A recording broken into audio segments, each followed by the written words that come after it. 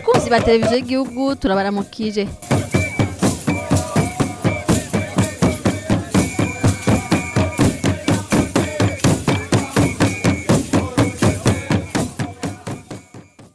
Kwigenekerezo rya 9 ndamukiza 2026 mu gaturuturu umukuru w'igihugu Evariste Ndayishimiye ari kumwe n'umutamukanyi wiwe n'abafata urugendo rw'abashikanye mu gihugu cya Ethiopie bakaba bari bagiye mu rugendo rw'akazi.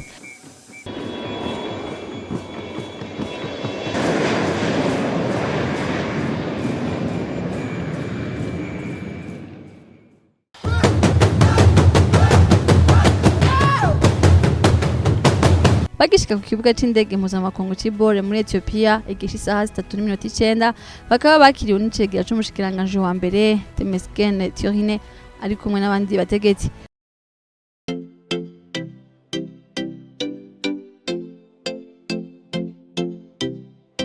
Ku ruhande rw'u Burundi bakaba bakiriwe na ambassadeur w'Inyamitwe asanzwe aserukira Burundi mu gihugu cya Ethiopie hamwe rero n'abashikiranganje batandukanye bari basanzwe bari muri ico gihugu aho twovuga nk'abashikiranganje Marie Chantal Nijimbere wo kwivuna abansi Asani Kibeya mu byajejwe hari mu butare n'agataka na Edouard Bizimana w'imigenderanire n'andi makungu.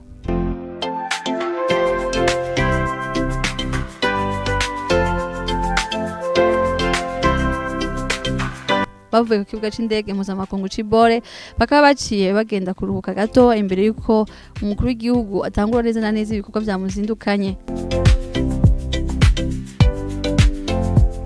Ku muhingamo rero akaba aciye agendera akarere k'ubutunzi kadasanzwe n'amahinguriro kitwa Lemi Economic Special Zone yakigwa n'umukuru wayo Feseha Yegesu.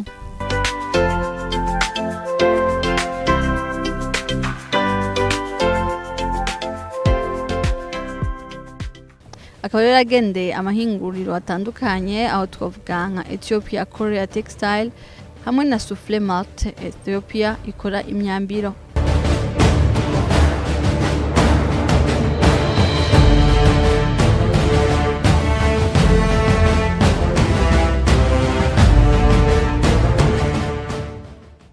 Aho hose bakaba baramusiguriye bahereye ku bikorwa vyabo vya misi yose uko basanzwe bakora abo bakorana amasoko yabo n'ibindi.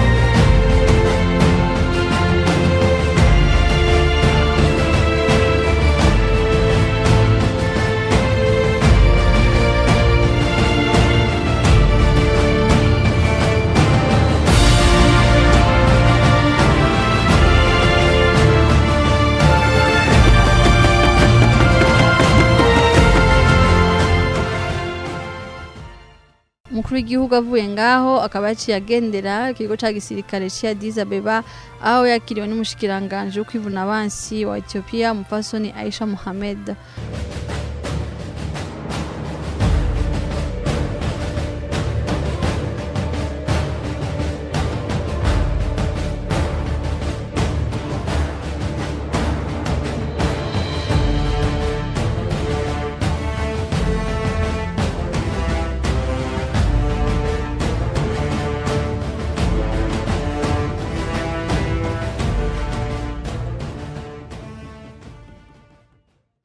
Bakaba rero baragirana ibiganiro nawe nyene bari kumwe n'izindi ntwazangabo nkuru zo muri ico gihugu bakaba hanini baramusiguriye ivyo bakora ivyo bigisha ubushobozi bafise hamwe n'imigenderanire bagiranira n'akarere. Umukuru w'igihugu Evariste Ndayishimiye mu ijambo ryiwe akaba yarabakeje ku bikorwa vyabo aca bashimira ku bufatanye basanzwe bafitaniye kuva kera aca basaba kubandanya muri iyo nzira.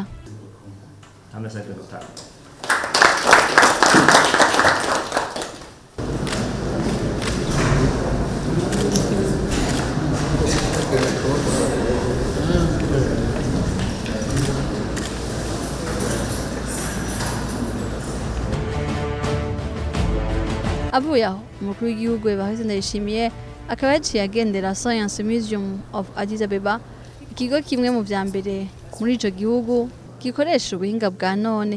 Naho nyene umukuru w'igihugu yagize ndayishimiye bakaba baramweretse uko ubuhinga bwa none buriko burakoreshwa muri ico gihugu mu guteza imbere ibisata bitandukanye, aho twavuga nk'uburimyi, ibidukikije, amagara y'abantu, indero n'ibindi.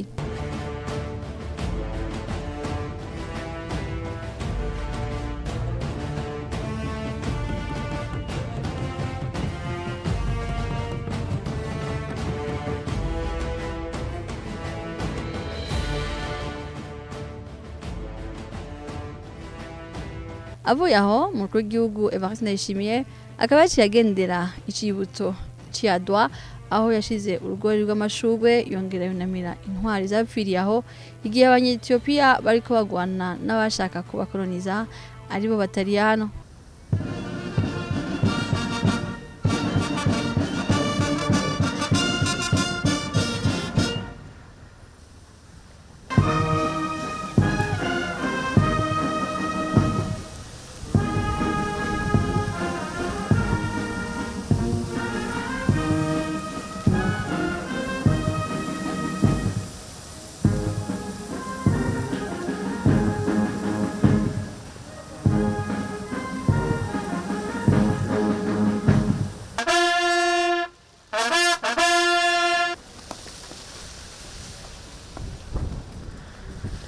Avuye aho rero akaba yaciye aja kwakirwa ku kirimba c'umushikiranganje wa mbere wa Ethiopia Abiy Ahmed ari kumwe n'umutambukanyi wiwe, bakaba rero baciye batembereza ikirimba.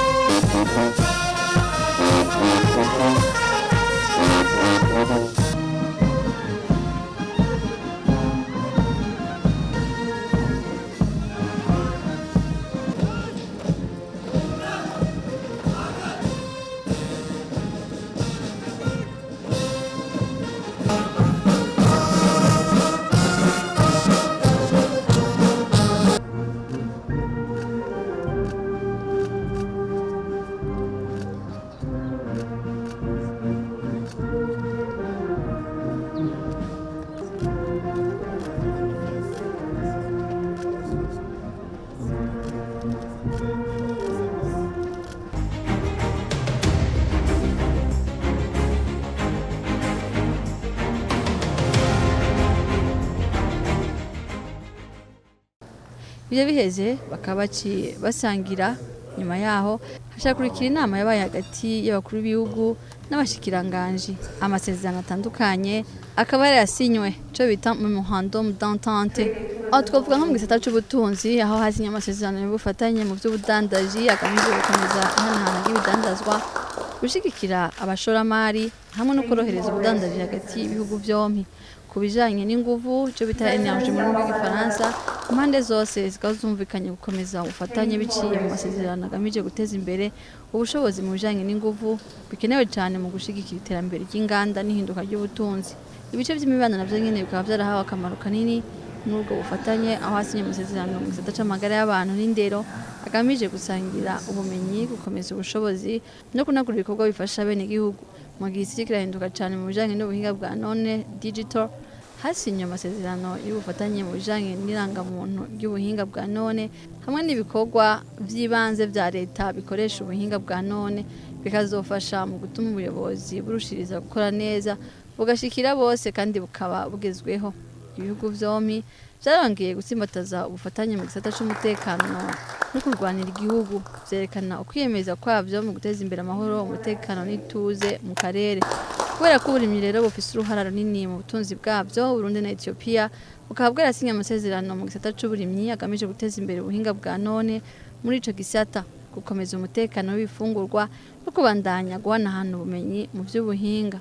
mu nyuma igisata c'ingenzi n'ubukerarugendo kikabona co nyene caritaweho aho hasi inyuma amasezerano yariye agamije guteza imbere amatungo ndangakaranga n'ibidukikije by'ibihugu vyompi no gukomeza uruja n'uruza rw'abakerarugendo.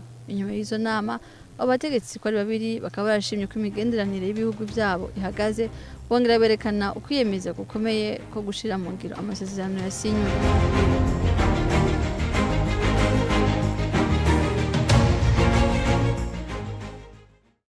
Urwo rugendo rw'akazi rero rukaba rugaragaza intambwe ihambaye mu gusimataza ubucuti n'ubufatanye hagati y'Uburundi na Ethiopia ku neza ya Afrika irushiriza kwiyunga, gutera imbere no kugira amahoro. Ku munsi wa kabiri w'urugendo rwiwe rero umukuru w'igihugu akaba yaciye agendera AMG Industrial Park aho AMG Holdings isanzwe ifite amahinguriro atandukanye. Republic of Burundi and the chair of the African Union joins us now at the AMG Industry Park. He's receiving a very warm welcome from the management of the industrial park. Please give a warm round of applause and warmly welcome our guest of honor. What a meaningful visit. Sachon Mok Adrigan Abalacho, Republic of Burundi President. Umukuru w'igihugu akaba yaje kugendera igisata gitunganya ikawa, ahakorerwa ivyuma, ahakorerwa ibiyo n'ibindi.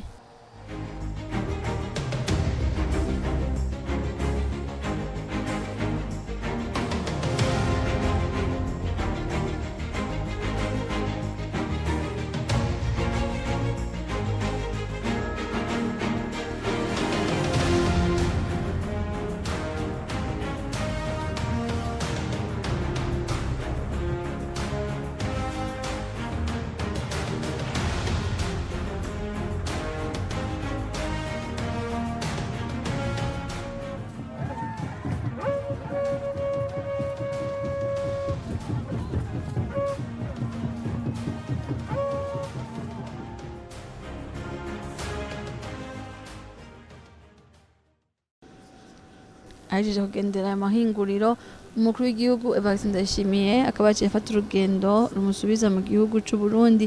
Umushikiranganji wa mbere wa Ethiopia Abiy Ahmed akaba yaramuherekeje ku kibuga c'indege c'i Bore.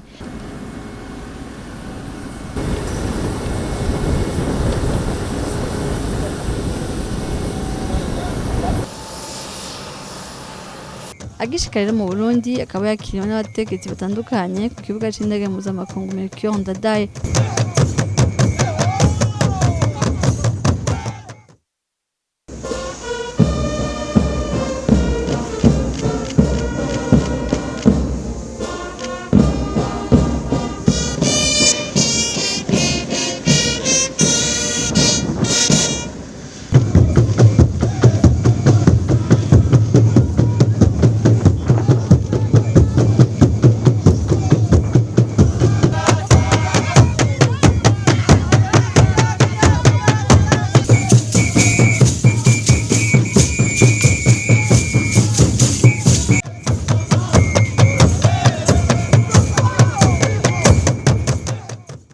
Icegira c'umuvugizi w'umukuru w'igihugu Sebastien Ntongendera akaba yaraciye irya nino ivyaranguwe muri urwo rugendo rw'akazi umukuru w'igihugu yagiriye mu gihugu ca Ethiopia.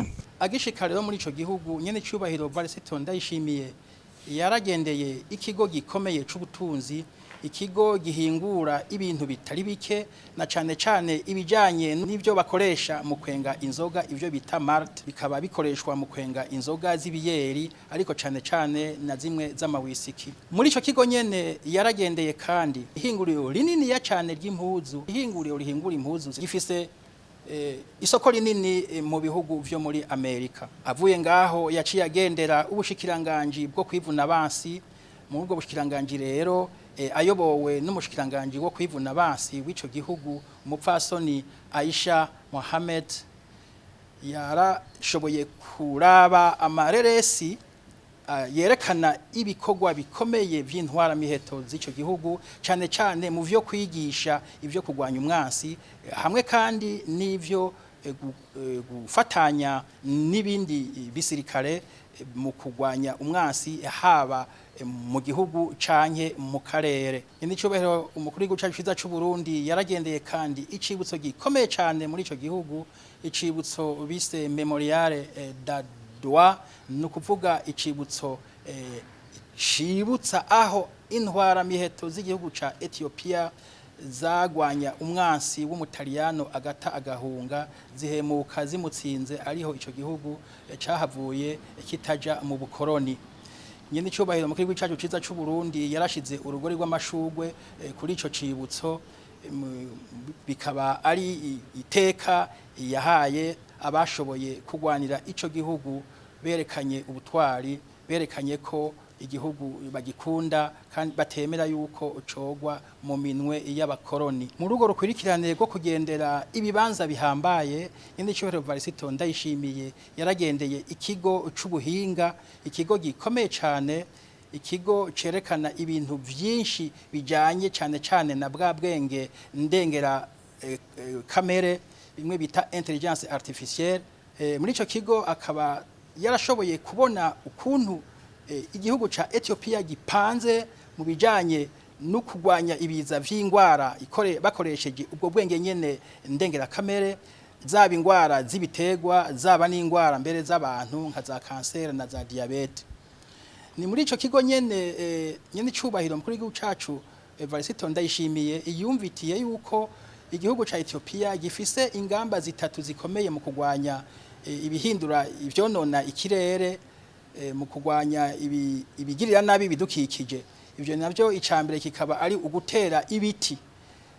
Gutera ibiti rero ico gihugu cabigize umugambo ukomeye cane, kuko bavuga yuko ngo kuva mu bihumbi 2018 cashoboye gutera imiliyaridi 5 z'ibiti, kandi muri ivyo biti vyinshi muri vyo bikaba ari biti bishobora kuribwa. Mukaba mwumva yuko ari wa mugambi nyene noneho nyene icubahiro mukuru w'igihugu cacu yama ari karahimiriza ati ivyatsi bitaribwa tubirandure dutere ibiribwa, ibiti bitaribwa tubirandure tubisubirize n'ibiribwa. Aho nyene wundi mugambi ukomeye mu kugwanya ivyo biza byonona ikirere n'isi, hariho ubukerarugendo bukingira neza ibidukikije.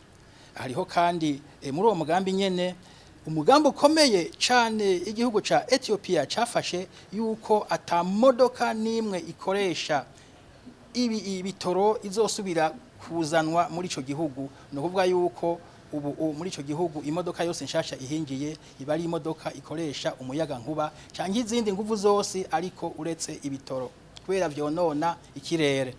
Ku muhingamo rero w'izo ngendo zose, nyene icubahiro umukuru w'igihugu cacu ciza c'u Burundi yarakiriwe n'iteka ryinshi mu kirimba Palais National, yakigwa na nyene icubahiro umushikiranganje wa mbere, aramuha inzimano novuga y'akazi, kuko babandanije bayaga.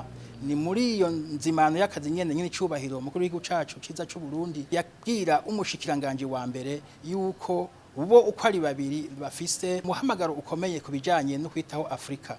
Ubwa mbere ati jewe nijendi sanzwe ndamutswa Afrika, ariko nawe urayiramutswa, kuko ivyo ari byo byose umugwa mukuru w'ibihugu vya Afrika twavuga yuko uri mu gihugu iwawe. Imbere yo guhana akagaruka bahejeje iyo nzimano, abo banyacubahiro uko ari babiri barahanye amasezerano yatewe ko imikono n'abashikiranganje babijejwe umwe wese mu vyo yega.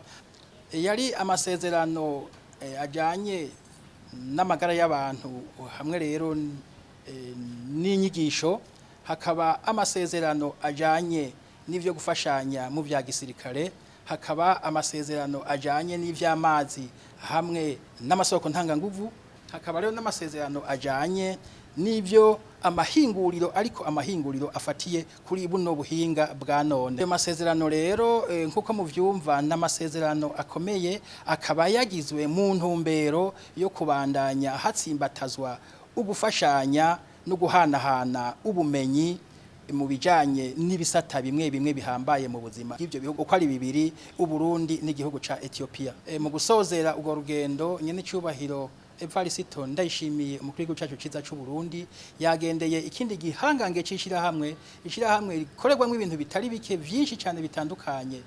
Muri iryo shirahamwe harimwo nk'uruganda rukurikirana ivy'ikawa kuva igitewe gushika ishotse hanze uciye mbere no ku bindi biringo bikomakomeye umuntu ashobora gucako kugira ngo ahingure ikawa inyobwe ifise akanovera. Yagendeye kandi amahinguriro atandukanye cyane cyane ajanye n'ivy'inyubako, aragendera nk'uruganda ruhingura amabati, uruganda ruhingura ivyuma, uruganda ruhingura n'ibi biyo dukoresha mu kubaka amazu.